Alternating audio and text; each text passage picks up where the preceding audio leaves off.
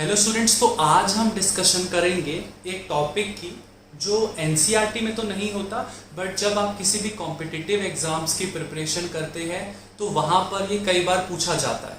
तो वो टॉपिक का नाम आप देख सकते हैं, विच इज मिनिमम मोलर मास। तो हमें मोलर मास क्या होता है ये तो पता होता है। अब ये मिनिमम मोलर मास क्या चीज है, इसके बेस पे कैसे न्यूमेरिकल्स आते हैं, उन्हें हम किस तरीके से अप्रोच हमें करना चाहिए और क्या ये इजी होता है या डिफिकल्ट होता है, इन सारी की सारी बातों का आज हम डिस्कशन करने वाले हैं। सबसे पहले मैं आपको बता दूं, ये बहुत ही ज्यादा आसान कॉन्सेप्ट होता है। बिल्कुल भी प्रॉब्लम आपको नहीं आएगी। अगले 5 से 7 मिनट के अंदर आप मिनिमम मोलर मास टॉपिक रिलेटेड सारे के सारे क्वेश्चंस को बड़े ही आराम से, बड़े ही आसानी से अटेम्प्ट कर सकते हैं। ठीक है, तो सबसे पहले हम बात करते हैं मिनिमम मोलर मास, ये कॉन्सेप्ट है क्या बेसिकली। होता क्या है, कई बार हमें कंपाउंड का ना एग्जैक्ट फॉर्मूला नहीं पता होता। ठीक है, और हमें कोई भी एक रैंडम एलिमेंट, कई बार उसका नाम हमें पता होता है, कई बार नहीं पता होता। तो एक कंपाउंड के अंदर किसी भी एक रैंडम एलिमेंट की परसेंटेज हमें दे दी जाती है कि इस कंपाउंड के अंदर इतना परसेंट ये वाला एलिमेंट है, और फिर हमसे पूछा जाता है कि जी इसका मोलर मास क्या होगा, या फिर कम से कम इस कंपाउंड का कितना मोलर मास होना चाहिए। उसी को हम बोलते हैं मिनिमम मोलर मास। ठीक है, अब ये हम कैसे आइडेंटिफाई करेंगे ये हम और अच्छे से समझ सकते हैं अगर हम एक एग्जाम्पल की हेल्प ले तो। ठीक है, तो चलिए एक सिंपल सा एग्जाम्पल है, मैं आप लोगों के सामने वो रखता हूं। तो क्वेश्चन ये है, इन हाइड्रोकार्बन, आप सबको पता होगा हाइड्रोकार्बन क्या होता है, ऐसा कंपाउंड जो सिर्फ कार्बन एंड हाइड्रोजन से मिलके बना है उसे हम हाइड्रोकार्बन बोलते हैं। तो क्वेश्चन है, in a hydrocarbon percentage of carbon is 75। ठीक है, कार्बन की जो परसेंटेज है वो है 75%। अब हमसे पूछा हुआ है क्या, हमसे यही क्वेश्चन पूछा हुआ है क्या कि व्हाट इज या what will be the minimum molar mass, triple M, what will be the minimum molar mass of the compound. ठीक है, उस कंपाउंड का मिनिमम मोलर मास क्या कम से कम होना चाहिए। आपको पता है एक कंपाउंड है, उसके अंदर अगर एक हाइड्रोकार्बन है या कोई भी कंपाउंड है, हमें पता है उस कंपाउंड के अंदर एटलीस्ट वन एलिमेंट तो, उस कंपाउंड के अंदर एटलीस्ट वन एलिमेंट तो प्रेजेंट होगा ही होगा। फॉर एग्जांपल जो ये हाइड्रोकार्बन है, हमें ये पता है कम से कम एक कार्बन तो इसके अंदर होगा ही होगा। आधा कार्बन हो, आपको पता है कंपाउंड के अंदर जो एटम्स होते हैं वो होल नंबर में होते हैं।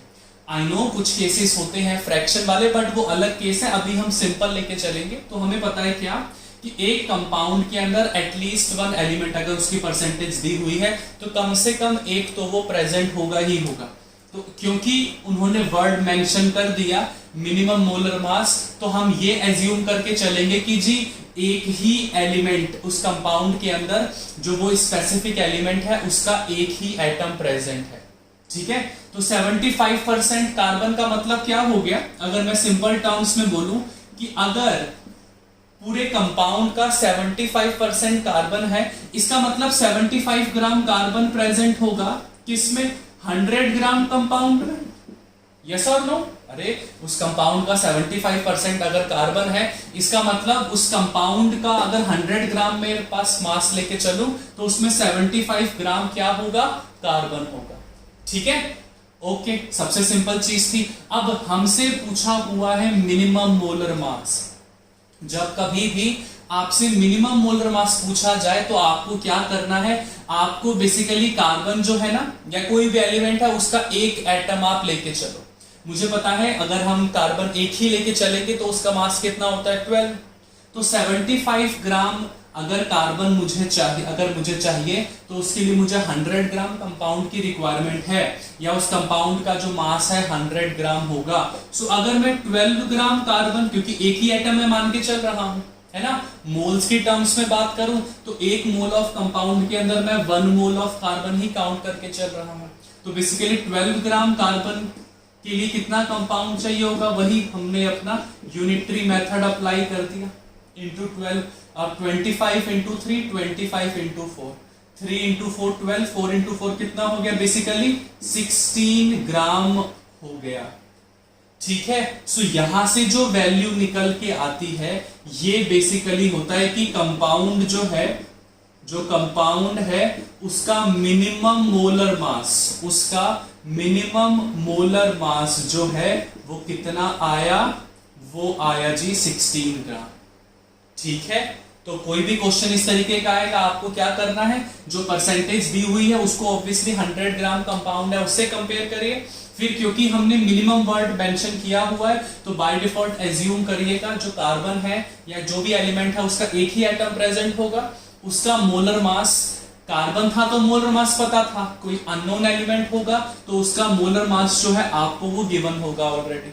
ठीक है, सो उसके थ्रू आप पता कर सकते हैं और इजीली आप मिनिमम मोलर मास कैलकुलेट कर सकते हैं। ठीक है, आई होप आप सबको ये क्लियर हो गया हो। सेकंड टाइप का क्वेश्चन है, इसके पास हम चलते हैं। तो सेकंड टाइप ऑफ क्वेश्चन कुछ इस तरीके से है, क्वेश्चन ऐसे पूछेगा, इस बार भी परसेंटेज देगा। एज्यूम करो सेम मैं हाइड्रोकार्बन लेके चलता हूं, ठीक है, तो मैं एक हाइड्रोकार्बन लेके चलता हूं कि इन अ हाइड्रोकार्बन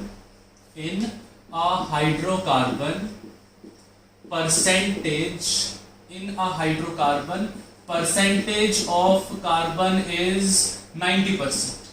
ठीक है, इस बार लो जी परसेंटेज बढ़ा दी। In a hydrocarbon percentage of carbon is 90%, ये बता दिया, पहले भी परसेंटेज बताई थी, अभी भी बता दिया। एक डिटेल और दी साथ में, इसके परसेंटेज के साथ में एक डिटेल और दी कि इफ इन अ मॉलिक्यूल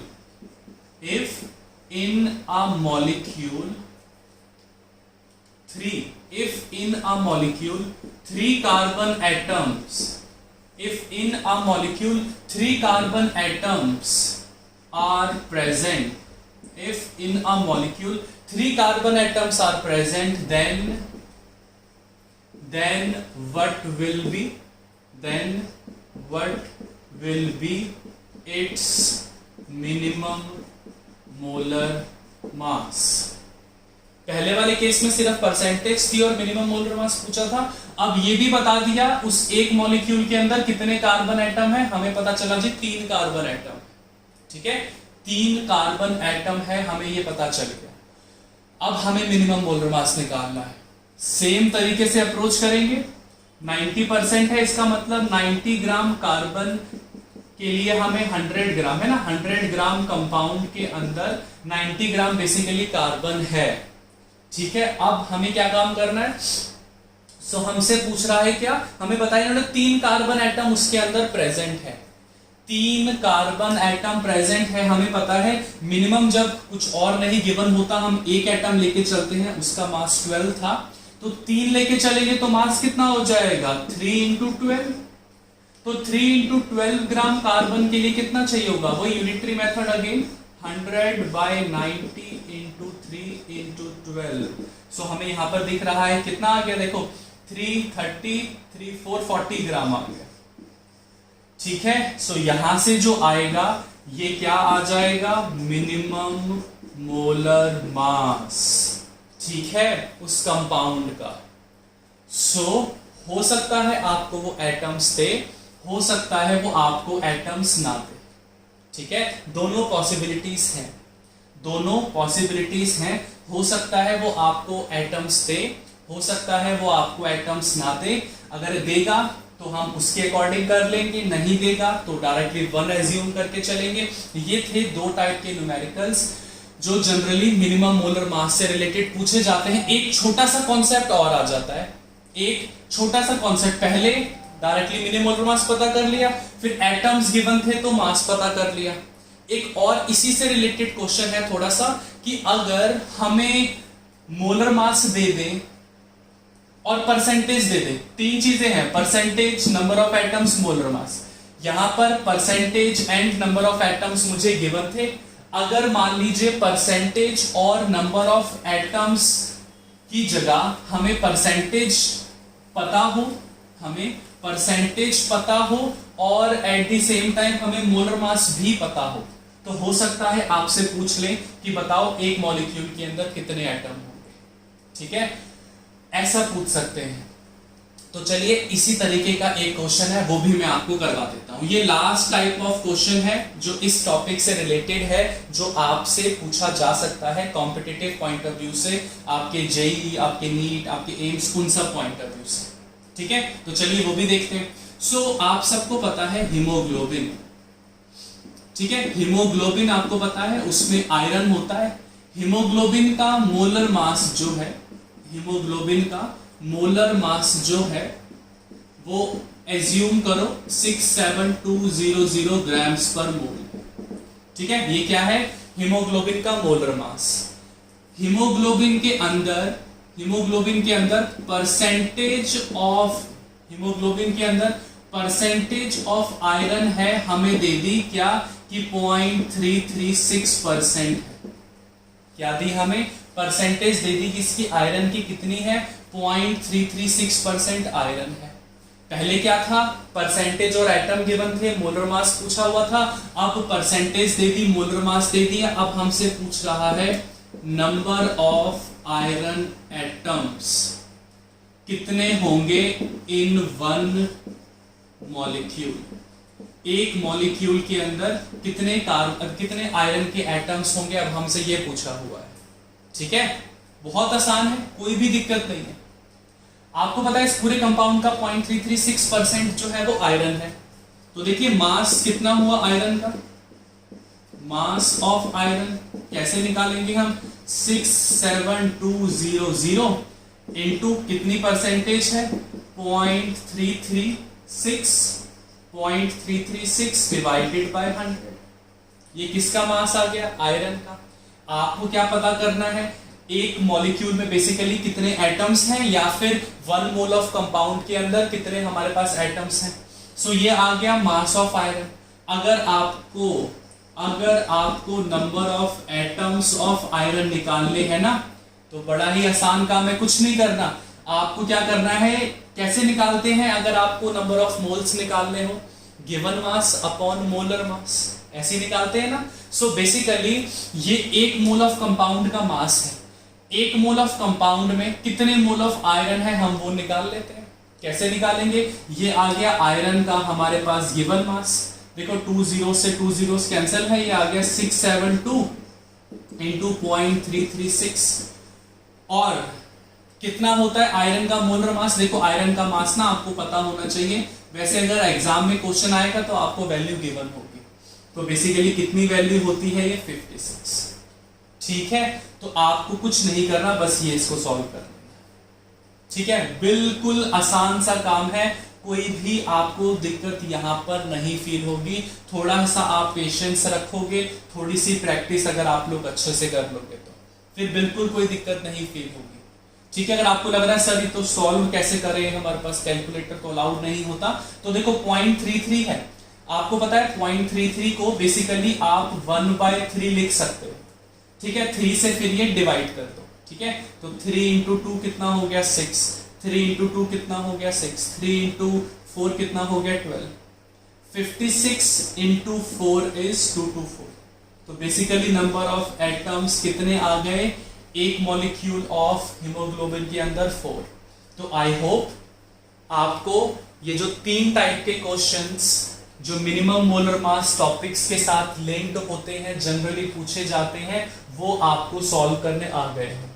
अगर आपको कोई छोटा सा भी कुछ डाउट आए, you can write it in the comment section and हम उसका जल्दी से जल्दी रिस्पॉन्स करने की कोशिश करेंगे।